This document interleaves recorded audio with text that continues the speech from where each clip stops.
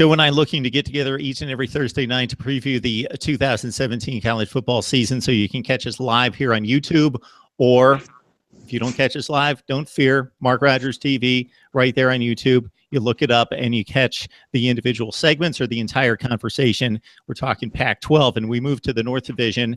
And Joe, I'm not going to be able to say this too many times, so I'm going to get this in a few more times. You may get sick of hearing this.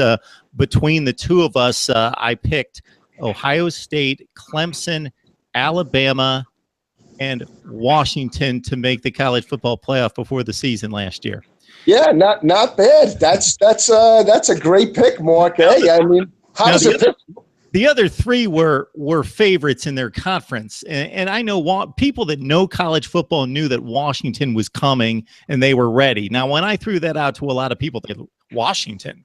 But you and I knew that Chris Peterson had put together a team, Jake Browning on the come, Myles Gaskin, the defense, the offensive line brought back 4 or 5 starters. But you talk about defensive backfield losses at Colorado. Washington's looking at the same thing with 3 second-round picks to the NFL draft. Yeah, Sidney Jones, Budda Baker, I mean, really are the 2 top guys, from that defense. Again, this is a defense that was plus 18 in turnover margin. It was Washington, it was Western Kentucky as 2 of the top teams in FBS for creating turnovers, and those guys were a main reason why.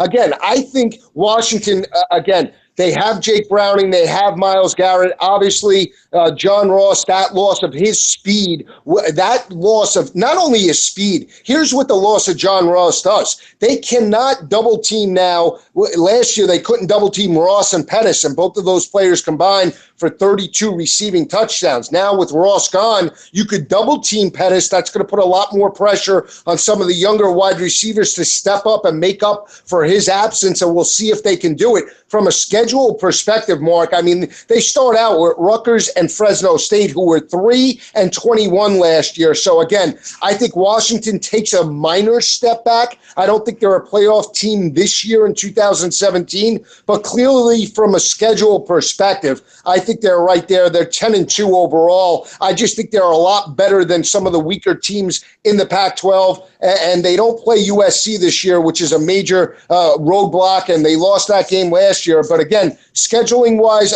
a lot less in terms of strength of schedule than some of the other teams in the conference, but still a step back because there are potential roadblocks such as Washington State on the schedule.